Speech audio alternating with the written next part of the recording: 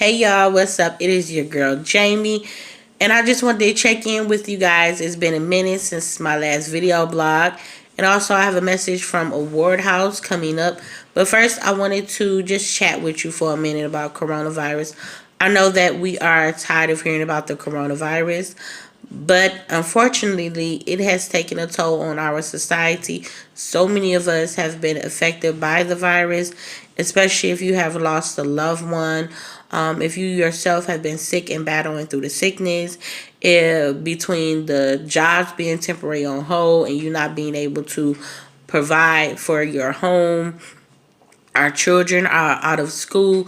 So there are so many different things that this virus has done to our economy and our personal self-esteem and like anxiety levels. Everything has been corrupted by this virus. So I want to make sure that we are doing our part as citizens of this great nation to stop the spread of the disease. Now, we don't know exactly where it came from. We don't know what it is. And we quote unquote don't have a cure for the virus either. So it is very important that we do our part and listen to what our president is telling us, the governor and the mayor are telling us to do in order to stop the spread of this disease. Since there's no cure for it, we really need to find other ways to nip this in the butt and get rid of this disease as fast as possible, because I know for a fact I don't want to be stuck in the house for the rest of the spring or parts of the summer, and I sure don't want to lose no loved ones to this virus. Like, it's just crazy how it has affected us so much. So we want to make sure that we are practicing safe cleaning. Clean your house from top to bottom multiple times. You want to disinfect. You want to make sure that you are washing your hands using hand sanitizer. If you are sick, we ask that you please stay home and quarantine yourself in a small area of the house so that you won't come in contact with other people who live in your home. You want to make sure that you are not going outside the home when you are sick. Even if you are not sick and you need to go outside at home, you want to make sure that you are wearing a mask and covering up your hands, and only go places that is important where you need to go, as far as like, maybe grocery shopping or getting some essentials for the home. If you have to go out the home to pay a couple bills or whatever, that's okay. But just try to limit how much you go out the home. Most definitely don't take the kids out. Keep the kids at home when you're out. Check on the elderly. Make sure your elderly family have everything that they need. And if you can't, get the things that they need so that they won't have to go out the house as well. You want to make sure that you're keeping social distance. It's very important that we practice social distance. And let's stop going to people's houses.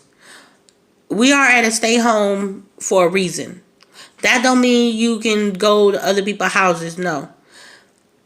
Because we don't know where the next person been. And we don't know if they came in contact with somebody who met the virus or not.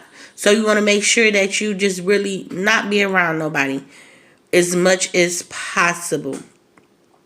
And I see that people have been getting some tickets that has been very costly. I know for a fact, I know someone who got $1,000 ticket for being somewhere where he should not have been. So with everything that's going on and nobody's being able to work, I know you guys don't want no $1,000 ticket for socializing when you're supposed to be at home. So just be mindful of those things and take heed to it, and understand that it's very important that we stay in the home. Also, we must come together, guys, and we gotta pray. I know some people don't want to hear this, but we gotta go to God on this, because He's the only person who is going to make this disappear like we want it to. He's the only one who can come in and heal us and protect us from this disease. I know for a fact how good God is, because with my sickness and all my surgeries, He has brought me through it. He has brought me through so many storms and hell and high water.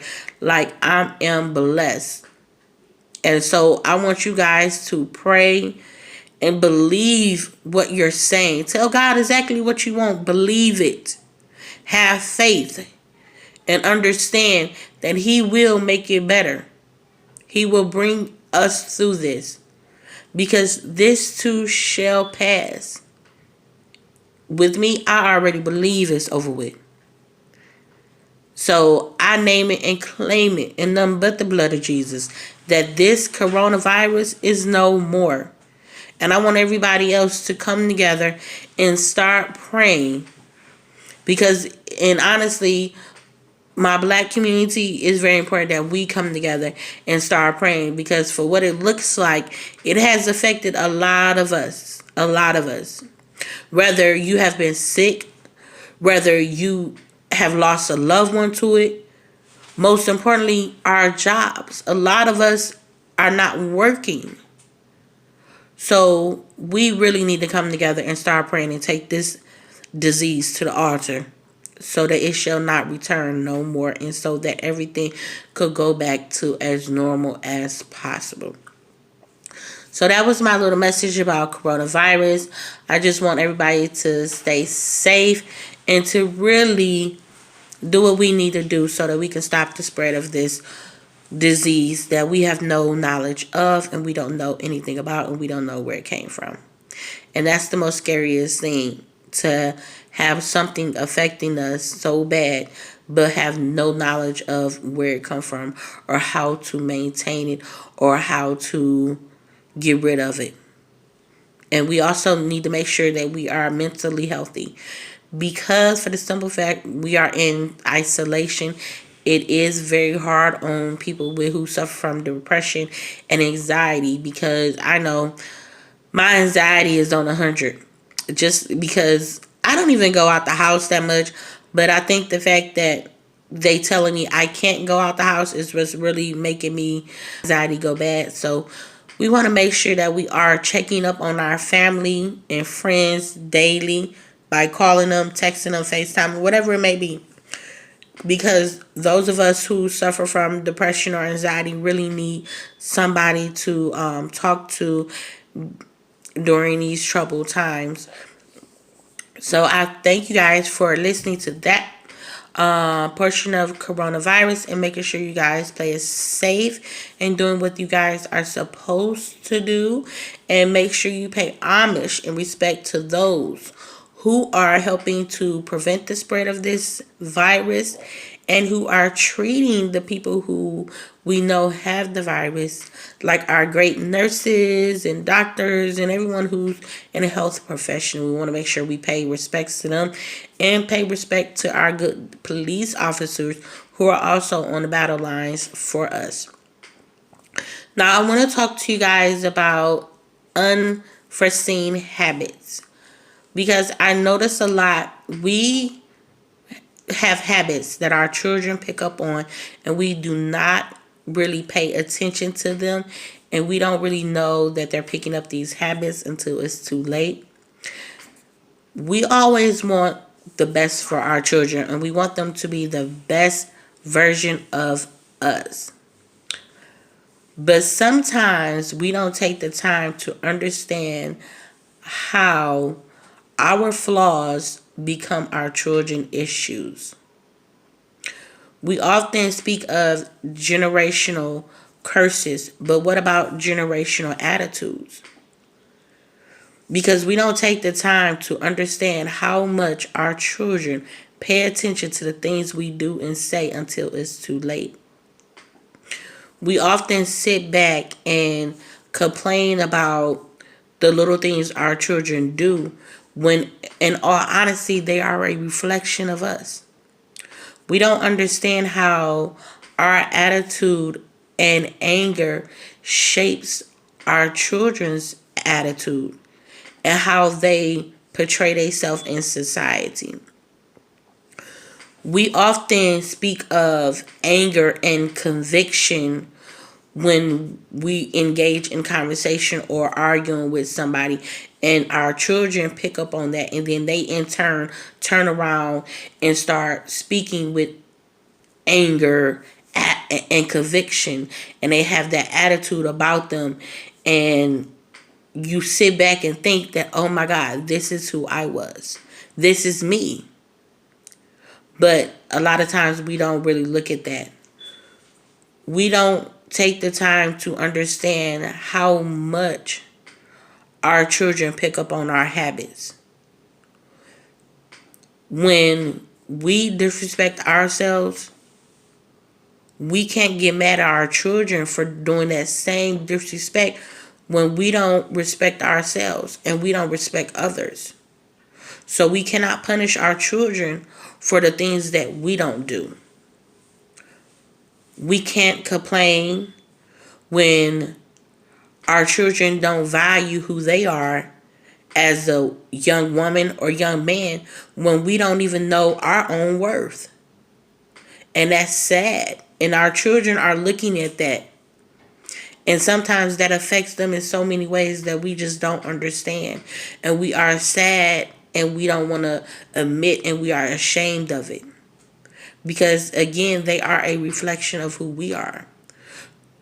We don't take the time to realize how much our children look up to us as role models. We are the first people who shape their attitudes and their image. And if we sit out here and have a disrespectful attitude, and that's what we show our children, then that becomes their image. And once they have a messed up image, it's hard and we lose control. We don't know how to change that image of who they are. Because they get to that age and they get to know, they think that they're right all the time. So in order for us to change that negative image about them, we have to change who we are first. And we have to lead by example.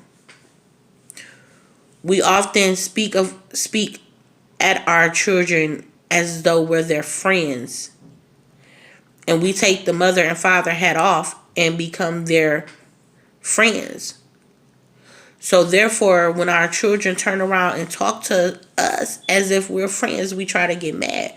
But you can't get mad when you allow them to act like y'all friends. When you sit up and treat your child like you are they friend, when you sit up and party with your child. That's a no-no. Don't party with your child. Don't allow your child to call you sis and bro. Because you're neither one of those. I know that's the new language that the kids are using nowadays. What up, sis? What up, bro? But that's not how you talk to your parent. So you shouldn't allow your child to address you like that. And you should set boundaries. You are their mother, their father, not their friend. You cannot party with them. You cannot do none of that. Because when they start to disrespect you, then you want to draw the line. But you can't, because the line has been already broken. So in order for us to change some of these attitudes that our children have, we must change the attitude about ourselves. And we must start to do things in a different way. Because they are looking at us as role models. And again, they are a reflection of who we are. So in order to get rid of these unforeseen habits that our children pick up on, we have to draw a line, and we have to set boundaries, and we have to set limits, and we have to be able to tell our children, you are the child, I am your mother. We have to lead by example. We cannot be disrespectful in front of them. We cannot show anger in front of them. We cannot show disrespect in front of them. We cannot devalue ourselves in front of them, because then that's what they'll start to do for themselves, and then that's how they'll start treating other people. We want to make sure that our children become the best version of us, and the only way we can do that is by shaping their attitudes into something beautiful. Showing our children that there are better ways to express yourself. You can express yourself appropriately and respectfully and tastefully. You don't have to be negative all the time. Just because you see me being negative doesn't mean you have to be negative. So we want to make sure that we just lead by example and let our children know that it's a better way of doing things, and it's a better way of having a wonderful attitude. You can express your attitude and you can show attitude, but just do it in a respectful way. We have to make sure that we lead by example again, and that we show our children that there are better ways to handling the disruption of life. We don't have to be victims to what goes on in this world. Our flaws do not have to become our children because they didn't ask to be here. Don't let our negative attitude, our issues, our bad thoughts, our disrespect, our neglect become their issues. We have to learn how to be better parents and not let these generational attitudes keep occurring. We have to get rid of it as much as possible. I thank you guys for taking the time out and listening to my video blogs and just supporting me. And remember that I love you guys, and I thank you guys for supporting me. I thank you guys for listening to me. And make sure that you guys are staying safe and practicing safe measures during the coronavirus spread. Make sure that you check on your family and be there for them. And just spread love and keep everything moving. Thank you guys for listening. I love you.